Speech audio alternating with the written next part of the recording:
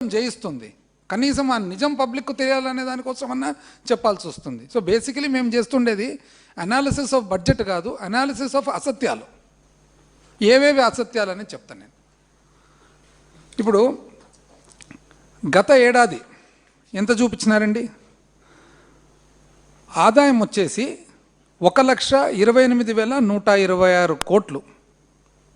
ఎప్పుడు 2025-26 బడ్జెట్ గాను బడ్జెట్లో వాళ్ళు ఎంత చూపించినారు? 1,28,126 కోట్లు. కానీ సవరించిన ఆదాయం, రివైజ్డ్ ఎస్టిమేట్స్ అంటారు, సవరణ ఎంత చూపించినారు ఈ బుక్లో? 1,11,865. అంటే బడ్జెట్లో ఏమో 1,28,126, సవరించిన ఆదాయం వచ్చేసి 1,11,865. మామూలే, సవరణలు ఎప్పుడు కూడా ఎక్కువ తక్కువలు జరుగుతుండే, ఎక్కువ లేకుండా ఎక్కువ తక్కువలు కొద్దిగా జరుగుతుండే. కాకపోతే మీరు ఇంకా ఫిబ్రవరిలో ఉండారు, ఇంకా 1.5 నెలలు ఉంది.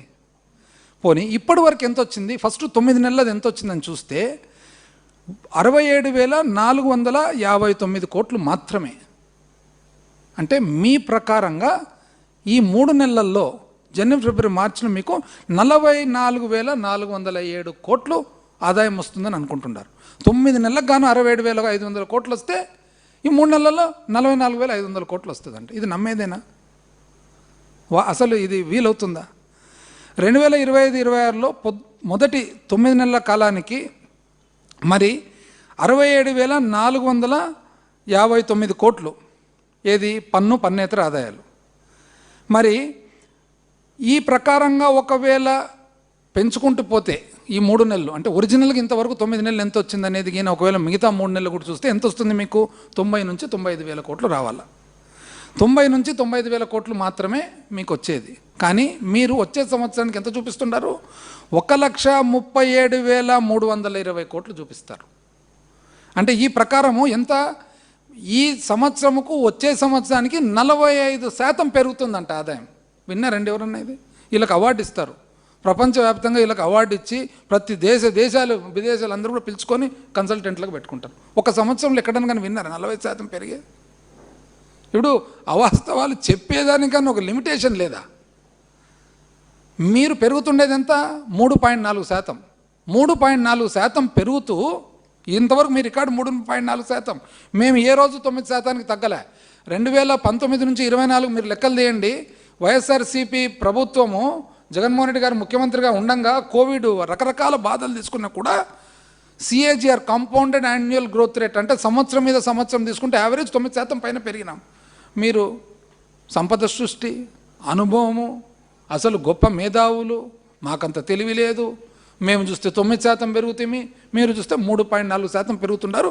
మీరు చూపించేది 45% చూపిస్తున్నారు. ఏందండి ఇంక దీన్ని ఏంది అనాలిసిస్ చేస్తాం దీన్ని? 2025-26లో మొదటి 9 నెలల్లో అప్పులు ఎంత చూపించినారు మీరు? అప్పులు 81,597 కోట్లు. ఇంకా 3 నెలలు ఉంది. కానీ అంటే ఇప్పటికే మీరు 81,597 అంటే 81,600 కోట్లు ఇప్పటికే చేసినారు. మీరు దాంట్లో చూపిస్తుండేది ఎంత? 80,500 కోట్లు. ఏంది అసలు ఈ లెక్కలు? మీరు ఇప్పటికే చేసినారు. ఇది మొత్తం లెక్కేస్తే 2 ఏళ్ళకి లెక్కేస్తే 3,12,000 కోట్లు చేసినారు. మీరు 3,12,000 కోట్లు చేసి మీరు చేసిన అప్పన్న చూపించడం లేదు. అంటే తగ్గిస్తారా? అంటే ఇప్పుడు మీరు చెప్పే ప్రకారము ఇంకొక 3 నెలలు అంటే 9 నెలలకే 81,600 కోట్లు ఇంచుమించు చేసినారు. కానీ మీరు సవరించిన అంచనాలు 80,500 కోట్లు. అంటే మీరు ఇప్పుడు తగ్గిపోతున్నారు అనమాట. అప్పు 3 నెలలు అప్పు చేయకపోగా తగ్గిస్తారు. ఇదేనా మీరు చెప్తుండేది? మూలధన వ్యయం ఎప్పుడు చెప్తుంటారు మీరు? క్యాపిటల్ ఎక్స్పెండిచర్, మూలధన వ్యయం మా మాదిరి ఎవరు చేయలేరు, మీరు చేయలేరు అని ఎంతండి మీరు చూపిస్తుండేది? మీరు 2025-26లో సవరించిన అంచనాలు ఎంత చూపిస్తున్నారు? మీరు యాక్చువల్గా పెట్టినది ఎంత బడ్జెట్లో? 40,635 కోట్లు. సవరించిన అంచనాలు ఎంత చూపిస్తున్నారు? 33,134 కోట్లు. కానీ ఇంతవరకు 9 నెలలకు మీరు ఖర్చు పెట్టినది 19,224 కోట్లు మాత్రమే. అంటే మీరు బ్యాలెన్స్ డబ్బులంతా కూడా ఇప్పుడు ఖర్చు పెట్టబోతున్నారు. వీలవుతుందండి ఇంత? ఇదిగాక అంటే మీరు బ్యాలెన్స్ డబ్బులు ఎంత ఖర్చు పెట్టాలి? ఇప్పుడు దాదాపు 15,000 కోట్లు 3 నెలల్లో ఖర్చు పెడతారు. అయ్యేదేనా అది? పైగా మీరు 48,097 కోట్లు వచ్చే సంవత్సరం పెట్టబోతుండారని చెప్తున్నారు. ఎక్కడ 19,000 కోట్లు, ఎక్కడ 48,000 కోట్లు? ఏంది లెక్కలన్నీ? అదేదో పైడ్ పేపర్ ఆఫ్ ఫ్యామిలీ అని ఉంటాడు చూడు, పిల్లలందరినీ తీసుకొని మేళం వాయించుకుంటూ కొండలేకి తీసుకుపోయినట్లుంది ఇది రాష్ట్రాన్ని. రాను రాను గోప్యత. అసలు నిజం చెప్పాలంటే మీరు ఏం చూపించినారు మీ లెక్కల్లో? 33,134 కోట్లు సవరించిన అంచనాలు చూపించి, ఇదే మీరు పేజ్ నెంబర్ 4లో ఎంత చూపించినారు తెలిసిన? 39,498 కోట్లు మీరే చూపించినారు. అక్కడికి ఇక్కడికి తేడా. మీరేంటే గానా మేము ఇట్లాంటి పొరపాటును ఏమైనా చేసింటే వెంటనే దీన్ని పట్టుకొని ఓ పెద్ద ఇది అని అందరు మీరే చెప్తున్నారు. మేమిగిన లెక్క ప్రకారం మీరు చూపిన 39,498 కోట్లు లెక్క చేస్తే ఇంకా పెద్ద తేడా వచ్చేస్తుంది మీ సవరణలో. గోప్యం. ఏది అప్పులు చూపారు, అనాలిసిస్ చూపారు, ఏది చూపించకుండా కలరు బొమ్మలు చూపించుకుంటుంటారనమాట. అసలు ఎప్పుడైనా కానీ బడ్జెట్ పత్రాల్లో ఏమేమి ఉంటాయి మనకు? ఎక్కడి నుంచి వాల్యూమ్ 2లో ప్రభుత్వ ఆదాయ లెక్కలు ఉంటాయి, రంగాలు ఏ రంగాల్లో మరి ఆదాయం ఉందో వస్తుంది, ఏ రంగాల్లో ఖర్చులు ఉంటాయి వస్తాయి, ఏ శాఖల్లో అప్పులు చేస్తున్నారో వస్తాయి. ఇవన్నీ ఎక్కడన్నా ఉందండి? ఎక్కడ లేదు. అసలు ఇంకా విచిత్రం ఏమంటే మీరు అసలు మీరు ప్రభుత్వం ఏర్పాటు చేసుకునేదే దేని మీద? Super six. నీకు 15, నీకు 15, నీకు 18, నీకు 20 అని దీని మీద ప్రజలందరినీ మేళం ఊదుకుంటూ పిలుచుకొని పోతారు. మీరు బాగా కోడ్ క్రాక్ చేస్తారు. కనుక్కున్నారు మీరు ఏమని? ఆశకు కృతజ్ఞతకు పోటీ పెడితే ఎప్పుడైనా ఆశనే గెలుస్తుంది, కృతజ్ఞత గెలుస్తుందా? ఆశనే గెలుస్తుంది. ప్రజలు అమాయకులు, పేదరికంలో ఉంటారు. కానీ ఆశ పెట్టేదానికి అవాస్తవాలు, అబద్ధాలు చెప్పాల్సి వస్తాయి. అది మేము చెప్పలేకపోతే మీరు సునాయాసంగా చెప్తిరి. ఈరోజు అన్ని ఇటు లెక్కలు చూపించుకుంటున్నారు. ఎంత అన్యాయంగా! అసలు ఇది కాక అసలు ఇంకా బడ్జెట్ స్పీచ్ చదివితే బడ్జెట్ స్పీచ్లో ఏమేమండి ఉండేది? గత ప్రభుత్వం అంటే ఇంకా 3 బడ్జెట్లలో కూడా గత ప్రభుత్వమే. వర్ధమానానికి రండి, ఇంకా ఎందుకు పాస్ట్ టెన్స్? గత ప్రభుత్వం పాలన చేస్తే లోతైన గాయాలు, మిగిల్చిన చేదు అనుభవాలు, విధ్వంసకార పాలన. ఎవరు విధ్వంసం? మీరా చెప్తా ఇప్పుడు మొత్తం చిట్ట తీస్తా. అంత భారీ విధ్వంసానికి గురైన రాష్ట్రాన్ని ఆర్థిక విధ్వంసం. ఓహో అంటే ఎందుకండి? మీకు ఎందుకు అంత బాధ అనిపిస్తుంది? ఇప్పుడు మా వలన మా పాలనలో లోతైన గాయాలు ఎందుకు తగిలినాయి, చేదు అనుభవాలు ఎందుకు వచ్చినాయి, ఎందుకైనా వచ్చినాయి అంటే 15,004 గ్రామ వార్డు సచివాలయాలు స్థాపించి 1,35,000 మంది యువకులకు ప్రభుత్వ ఉద్యోగాలు ఇచ్చినందుకండి గాయాలైనది. విలేజ్ క్లినిక్లు పెట్టి ఆరోగ్యానికి, సామాన్య మానవుని ఆరోగ్యానికి 10,032 విలేజ్ క్లినిక్లు, చిన్న ఆసుపత్రులు ప్రతి ఊర్లో పెట్టినందుకండి గాయాలైనది. 10,778 రైతు భరోసా కేంద్రాలు పెట్టి రైతులందరికీ కూడా మందులు కానీ, ఎరువులు కానీ, సేకరణ కానీ చేసినందుకండి గాయాలైనది. ప్రభుత్వ పాఠశాలలో నాడు నేడు అని పెట్టి 15,715 స్కూళ్ళు, ప్రభుత్వ స్కూళ్ళు ప్రైవేట్ స్కూళ్ళ కంటే కూడా బాగుండేట్టుగా చేసి దానికి 3,700 కోట్లు ఇంచుమించు ఖర్చు పెట్టి 2వ దశలో 22,344 స్కూళ్ళ పనులు ప్రారంభం చేసినందుకండి గాయాలైనది. నాడు నేడులో 16,880 ఆసుపత్రులు అద్భుతంగా ప్రైవేట్ ఆసుపత్రుల మాదిరి తయారు చేసినందుకండి విధ్వంసం జరిగినది. 17 మెడికల్ కాలేజీలు, కొత్త మెడికల్ కాలేజీలు కడితే సామాన్య మానవుడు, పేద విద్యార్థికి మెడికల్ సీట్ వస్తుందని చెప్పి ప్రజలందరికీ కూడా మంచి వైద్య అవకాశాలు దొరుకుతాయని చెప్పి దానికోసం అండి విధ్వంసం జరిగినది. 3 పోర్టులు, ఒక ప్రైవేట్ పోర్టు, 4 కలిపితే 4 పోర్టులు, 10 హార్బర్లు, షిప్పింగ్ హార్బర్లు, 6 ఫిష్ ల్యాండింగ్ సెంటర్లు మత్స్యకారులకు ఉపయోగపడేట్టుగా దానివల్లనండి విధ్వంసం జరిగినది. అమ్మఒడి అని పెట్టి 44,48,000 అంటే 44 లక్షల ఇంచుమించు 49,000 మంది తల్లులకు ఇంచుమించు 26,067 కోట్లు లబ్ధి చేకూర్చినందుకండి గాయం జరిగినది. రైతు భరోసా కింద 53,58,000 మంది రైతులకు ఇంచుమించు 34,300 కోట్లు ఆర్థిక సాయం అందించినందుకండి గాయం జరిగినది. ఉచిత పంటల బీమాని పెట్టి 54,55,000 మంది రైతులకు ఇంచుమించు 7,800 కోట్లు ఖర్చు పెట్టి ఇన్సూరెన్సు ప్రభుత్వమే రైతు తరఫున కట్టినందుకండి గాయం జరిగినది. సున్నా వడ్డీ పంట రుణాల కింద 84,66,000 మంది రైతులకు ఇంచుమించు 2,051 కోట్లు వడ్డీ కూడా ప్రభుత్వం రైతు తరఫున కట్టినందుకండి గాయం జరిగిండేది. ధరల స్థిరీకరణ నిధి కింద 7,800 కోట్లు రైతుకు సహాయపడేదానికి ప్రభుత్వం ఖర్చు చేసినందుకండి విధ్వంసం జరిగినది. వైఎస్ఆర్ ఆసరా కింద పొదుపు అక్క చెల్లెమ్మలందరికీ కూడా దాదాపు 79 లక్షల మంది పొదుపు అక్క చెల్లెమ్మలకు అందరికి కూడా 25,600 కోట్లు ఇంచుమించు, అంటే ఒక్కొక్క అక్క చెల్లెమ్మకు ₹1,00,000 పైన సహాయం ఇచ్చినందుకండి గాయం జరిగిండేది. సున్నా వడ్డీ కింద మహిళలందరికీ కూడా 1,05,13,500 మందికి ఇంచుమించు దాదాపు 5,000 కోట్లు వడ్డీ అక్క చెల్లెమ్మల తరఫున ప్రభుత్వం కట్టినందుకండి విధ్వంసం జరిగినది. వైఎస్ఆర్ చేయూత కింద 26,98,000 అంటే ఇంచుమించు 27 లక్షల మంది అక్క చెల్లెమ్మలకు దాదాపు 19,200 కోట్లు వాళ్ళు ఆదాయ వనరులు పెంచేదానికి సహాయం చేసినందుకండి గాయం జరిగిండేది. కాపు నేస్తం కింద 3,58,000 మంది 59,000 ఇంచుమించు కాపు సోదరులకు దాదాపు 2,030 కోట్లు సహాయము. ఈబీసీ నేస్తం కింద ఇతర కులాలందరికీ కూడా 4,95,000 మంది అక్క చెల్లెమ్మలకు ఇంచుమించు 19,000 కోట్ల సహాయము. అందుకనేనండి గాయం జరిగిండేది. ఒకరెవరో పార్టీ స్థాపించినారే అంటే ప్రశ్నించేదానికి కనీసం కాపు నేస్తామని ఇప్పించినారండి మీరు పార్టీ స్థాపించిన వాళ్ళు. వైఎస్ఆర్ కళ్యాణమస్తు షాదీ తోఫా అని ఇంచుమించు 56,000 మందికి దాదాపు 450 కోట్లు విధ్వంసం అండి ఇది. 30 లక్షల ఇండ్ల పట్టాలు ఇండ్లు లేని వాళ్ళకి ఇవ్వడము, 20 లక్షల ఇండ్లు కట్టియడము, దీనివలన విధ్వంసం జరిగిందండి. ఉద్యోగస్తులకు ఐఆర్ ఇంటరిమ్ రిలీఫ్ 27%, అందుకనేనండి విధ్వంసం జరిగిండేది.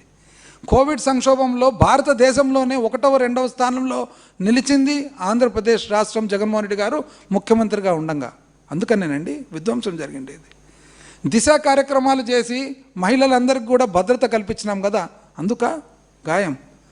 పోలవరం ప్రాజెక్టు మీరు వదిలిపెట్టేస్తే మీ చేత కాకుండా ఉంటే మళ్ళీ రూట్లోకి తీసుకొచ్చి ఇంచుమించు 13,000 కోట్లు తెచ్చి ఈరోజు రేట్లకు ఈరోజు బ్యాంక్ అప్పు కాకుండా బడ్జెట్లో నుంచి వచ్చేదానికి మేము ఏర్పాటు చేసినాం, అందుకండి విధ్వంసం. వెలుగొండ సొరంగం చేసినందుకండి విధ్వంసము. నెల్లూరు సంగం బ్యారేజ్ పూర్తి చేసినందుకు ఆ విధ్వంసము. అవుకు టన్నల్ పూర్తి చేసినందుకు ఆ విధ్వంసము. పోతేటిపాడు నుంచి ఎండిపోయిన రాయలసీమ ప్రాంతానికి నీళ్లు తేవడమా విధ్వంసము. గండికోట, చిత్రావతి, పులిచింతల ప్రాజెక్టులకు పూర్తి స్థాయి R&R చేయడమా విధ్వంసము. చివరకు కుప్పంకు కూడా నీళ్ళు ఇచ్చినాం కదండి ఫిబ్రవరి నెల 2024లో, అందుకనేనండి విధ్వంసం జరిగింది. ఏ మాటల్లో మాట్లాడతారండి, చే అసలు ఫీల్ సో సాడ్ ఇవన్నీ చెప్పాలంటే. ఇది కాక ఏం చెప్పినారు, అభివృద్ధి పదంలో సాగింది చెప్పడం గర్వపడుతున్నారంట, వాళ్ళు గర్వపడుతున్నారంట. ఆ గర్వం కూడా ఎంత గర్వమో చెప్తా. ఇప్పుడు మేము ఏ రోజు 9% తగ్గలే కోవిడ్ ఉండి కూడా. మీరేమి 2023 నుంచి 23-24 అంటే మేము వదిలిపెట్టిన సంవత్సరం నుంచి ఇప్పుడు 2 సంవత్సరాలు సంవత్సరం మీద సంవత్సరం పెరుగుదల చూస్తే మీది ఎంత ఉందండి? Sales tax -2.28 minus. మరి ఇతర పన్నులు అన్నీ కలుపుకుంటే 1.98 అంటే 2% కంటే తక్కువ పెరుగుదల మీది ఇస్తుంది. కానీ మీరు పాలకులు, మీకు అనుభవము, సంపద సృష్టి. అసలు నిజం చెప్పాలంటే మొన్ననే సిఏజీ వాళ్ళు కంట్రోల్ అండ్ ఆడిటర్ జనరల్ వాళ్ళు రిపోర్ట్ వదిలిపెడితే 23 రాష్ట్రాలకు గాను పెరుగుదల ఎట్లుంది, ఆదాయ పెరుగుదల ఎట్లుందంటే మీరు ఎక్కడున్నారండి? ఆంధ్రప్రదేశ్ రాష్ట్రం కూటమి పరిపాలనలో ఎక్కడున్నారు మీరు? 23 రాష్ట్రాల రిజల్ట్స్ ఇస్తే 22వ స్థానంలో ఉన్నారు మీరు. మీకంటే ముందు ఎవరెవరు ఉన్నారు? అస్సాము, బీహారు, మహారాష్ట్ర, పంజాబ్, హర్యానా, ఉత్తరాఖండ్, కర్ణాటక, తమిళనాడు, రాజస్థాన్, జార్ఖండ్, వెస్ట్ బెంగాల్, సిక్కిం, ఉత్తరప్రదేశ్, కేరళ, గుజరాత్, మేఘాలయ, ఛత్తీస్గఢ్, తెలంగాణ, హిమాచల్, త్రిపుర, ఒరిస్సా. మీరు 22వ స్థానం నుండి మీరు మళ్ళా ఏమన్నారు, అభివృద్ధి పదంలో సాగినందుకు చెప్పడానికి గర్వపడుతున్నారంట. బా విపరీతంగా. మళ్ళా మాట్లాడితే కేంద్రంతో పోలిక. మేము 11% పెరిగినాం, మేము 10% పెరిగినాం, కేంద్రం మాత్రం మాకంటే తక్కువ ఉంది. మీరు 11%, 10% మీరు పెరుగుతారు, కేంద్రం మీకంటే తక్కువ ఉంది. కేంద్రం ఆదాయం 9% పెరుగుతుంది, మీది 2 కూడా పెరగదు. ఇది ఎట్లా వీలవుతుందండి? అంటే నేను ధనికుని కానీ నాకు ఆదాయం మాత్రం లేదు, వీలవుతుంది ఎక్కడ అనేది? అంటే ఎవరిని మభ్య పెట్టాలని ఇవన్నీ? ఇది కాక మళ్ళా ఏం చెప్తారు? అప్పులు. ఎంత అండి అప్పులు? అప్పులు అప్పులు అప్పులు, అజ్జేస్త్రి ఇజ్జేస్త్రి అని ఏమేమో చెప్తారు. అసలు విధ్వంసం నుంచి వికాస దిశగా 2024 జూన్ నుంచి ఇప్పటి వరకు సాగిన అభివృద్ధి ఇది. విధ్వంసం నుంచి వికాసం, విధ్వంసం నుంచి వికాసం ఎంత అండి? మీరు ఇంతవరకు ఇప్పటికే 2 సంవత్సరాలుగా మీరు చేసిన అప్పులు ఎంత? 3,20,450 కోట్లు ఇప్పటికే. ఎట్లా అది? మీరు 24, 25 సంవత్సరం ఏమో 81,622 కోట్లు అప్పు చేస్తారు. ఇప్పుడు మీరు చూపించినంత వరకు ఇంకా ఎంత పెరుగుతుందో? మీరు చూపించినదే 85,272 కోట్లు ఉంది. ఇది కాక ఆఫ్ బడ్జెట్ బారోయింగ్ మీరు ఆర్బీఐ ద్వారా ఎస్డిఎల్ స్టేట్ డెవలప్మెంట్ లోన్స్ కింద జనవరి నుంచి ఫిబ్రవరి చూసినట్లయితే 12,300 కోట్లు చేస్తారు. మీరు సివిల్ సప్లైస్ కార్పొరేషన్ కింద, పౌర సరఫరాల శాఖ కింద 7,000 కోట్లు చేస్తారు. మార్క్ఫెడ్ కింద 19,900 కోట్లు. మార్క్ఫెడ్ చేయాల్సిన పని ఏమి? సేకరణ చేసినారండి? ఎక్కడన్నా సేకరణ? ఎక్కడన్నా ఒక చోట సేకరణ కనపడుతుందా? కందులు ఇప్పుడు మొన్న, అది కూడా ఎందుకు? కేంద్రము కందుల సేకరణ స్టార్ట్ చేసినందుకు. అసలు జగన్మోహన్ రెడ్డి గారి టైంలో, మా టైంలో అసలు అరటి పండ్లు, ఆ పండ్లు ఏదన్నా కానీ రైతు ఇబ్బంది పడుతున్నంటే సేకరణ.